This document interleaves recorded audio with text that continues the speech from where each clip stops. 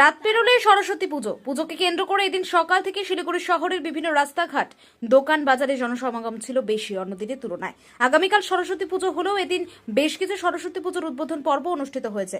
শিলিগুড়ি কলেজপাড়া এলাকায় বেশ কিছু নজরকাড়া পুজো অনুষ্ঠিত হয়। পুজোকে ঘিরে বিভিন্ন কর্মসূচিও করা হয়ে থাকে পুজোর দিনে। এদিন সন্ধ্যায় কলেজপাড়া সরস্বতী পুজো কমিটির উদ্বোধন করা হলো। উদ্যোক্তারা জানিয়েছেন এবার তাদের 24তম বর্ষে পদার্পণ করলো।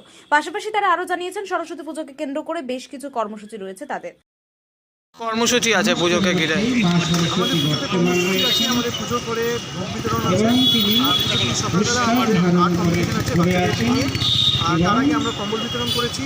আর 2 মাস আগে আমরা দুস্থ বাচ্চাদের জন্মদিন পুজোর সময় আমরা জামাকাপড় বিতরণ করেছি এবং ডোনেশন ক্যাম্প করছি।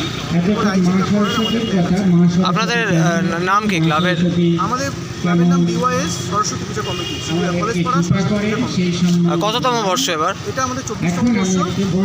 কি আকর্ষণ কি এবার আপনাদের? আকর্ষণ হচ্ছে আমাদের মূর্তিটা আমাদের বড় করা হয়েছে এবং মূর্তিটা হচ্ছে কিউট সরস্বতী প্রতিমা করা হয়েছে। তো এটাই আমাদের বড় আকর্ষণ এবং আমি সবাইকে বলবো যে আমাদের এখানে আসুন। কালকে আমাদের ভোগ বিতরণ আছে এবং বাচ্চাদের যেহেতু আর্ট কম্পিটিশন আছে, আপনারা দেখে যান। সবাইকে বলবো এখানে আসুন, এসে আনন্দ উপভোগ করুন। আপনার নামটা? অরিত্র ঘোষ।